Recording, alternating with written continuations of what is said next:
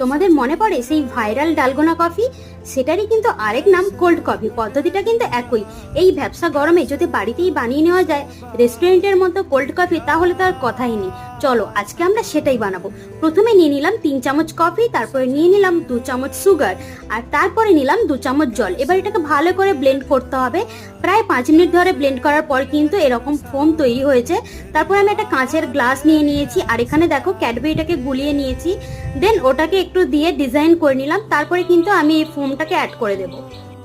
Coffee তো আমি add করে দিলাম। এবার চলো ঠান্ডা দুধটা দিয়ে দেওয়া যাক। তো এখানে দেখো আমি দুধটা দিয়ে কিন্তু গ্লাসটা প্রায় ভর্তি করে নিয়েছি। আর ওপরে দেখছো ফোমটা কি দারুণ লাগছে। দেন ওপর থেকে আবারও একটু কফি দিয়ে দিলাম। তারপরে 6 থেকে 7টা বরফের টুকরো অ্যাড করে দিলাম।